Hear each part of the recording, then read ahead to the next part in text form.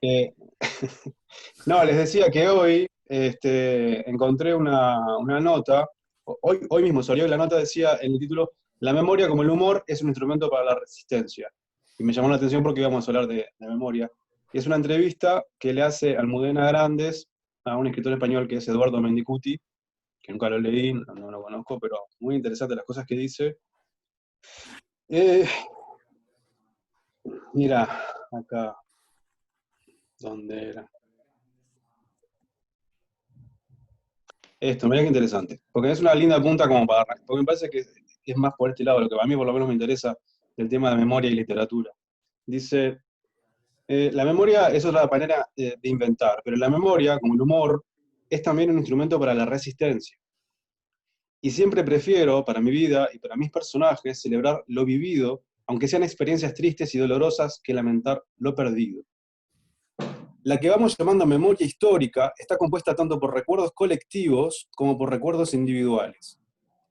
Es un compromiso moral defender la memoria histórica colectiva y es un compromiso personal, emocional recuperar la memoria de los individuos integrada en cada momento histórico. Sobre todo la memoria de los más desamparados, de los más marginados, de los más perseguidos, de los más olvidados. Esto lo podemos discutir. ¿La memoria histórica es solidaria o no es? Y después salta una cosa que me interesa. Esto, dice, los escritores y las escritoras tenemos en nuestras manos, desde el testimonio o desde la ficción, esto, completar la narración oficial de la historia, con mayúscula, con las vidas y las experiencias de hombres y mujeres que no contaron nunca con el apoyo del altavoz del poder. Lo Wow. que hacemos es llenar No y no es mucha cuestionar responsabilidad eso. la historia. No, no es ¿Cómo lo ves responsabilidad, eso? sí, responsabilidad, ponerle, pero no es. Tú no lo puedes tomar como una responsabilidad, mira cómo voy a echar al lomo, no. Es una tarea que corresponde hacer, hace falta esto. Es como, O sea como que cuando vos levantas una sentís, casa está bien, y vos la sentís que tenés. la literatura puede reponer las voces de los que no tienen voz de alguna manera dentro de la historia, de los En pueblos y literatura, demás. entre muchas cosas maravillosas que puede hacer, una de Puede ellas es eso. hacer. Pero Sí. está bien, pero no lo tomás como un imperativo categórico, digamos, o sí. Este loco dice que es un imperativo, que es Sí, una el riesgo obligación del imperativo moral. categórico es llegar al panfleto, ¿viste? O sea, Totalmente, por totalmente. Este suerte, loco, al principio de la cita lo que decía era la importancia de las memorias emocionales y de las memorias pequeñas, de las memorias no solamente de esa historia, sino, bueno, que cuenta cada una de las experiencias, porque si no, bueno, hacemos panfletos, ¿no? Para dar voz, y es un puro megáfono, ¿no? Está bueno para claro, discutir el tema, muy depende interesante. depende de cómo lo tomes. El tipo está exponiendo su postura ética. Claro. Bueno, cada cual tiene la suya. Sí, sí, sí, sí, Me sí. pareció Sí, la interesante palabra porque memoria está. hay cosas muy rescatables, me parece, de lo que el tipo dice. A mí No, a mí no me interesa ponerme a escribir para hablar de los más desposeídos y tal. Sin embargo, muchas veces termino haciéndolo, pero no es lo que vos te pones como premisa. Ujú.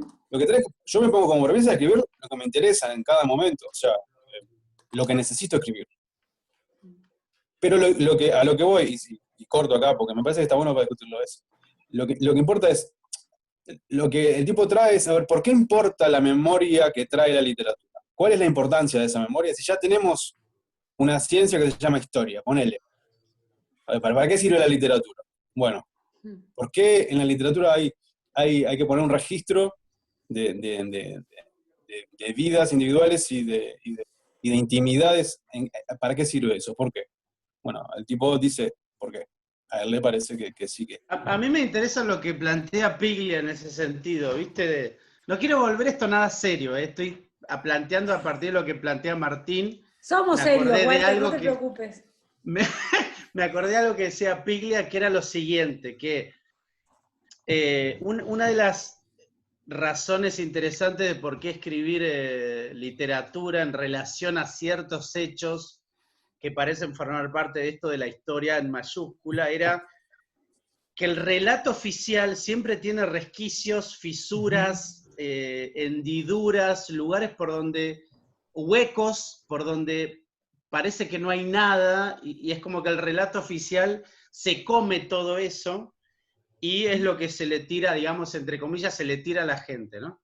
Entonces la literatura viene a ocupar ese lugar de filtrar esos huecos, esos vacíos, llenarlo con imaginación para entender qué hay detrás de eso y debajo de lo que se conoce o de lo que se filtra como oficial, ¿no? Es decir, generar un relato paraoficial.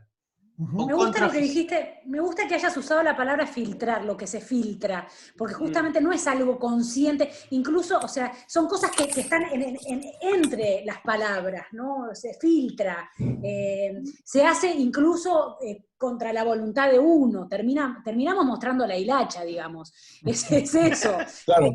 querramos o no, le damos voz incluso Claro. sin darnos cuenta. Pero es diferente a la postura de Walsh. Pensaba, Walter hablaba de Piglia. Yo me acordaba de Un oscuro día de justicia, ¿no? Ese libro de Walsh, ese cuento de Walsh, que sale con un reportaje de Piglia. Y ahí en el 73 es donde Walsh directamente cuelga los botines y dice no se puede hacer literatura en la Argentina ya desvinculada de la política, ¿no? Pero ahí son posturas completamente distintas, porque una cosa es esa idea de la literatura viene a reponer lo que la política no lee en este momento y viene a darle voz a los que no tienen voz, y esta cosa de los resquicios de lo que habla Silvina, ¿no? Me parece, y también esta postura de Piglia que trae Walter. No sé qué piensan.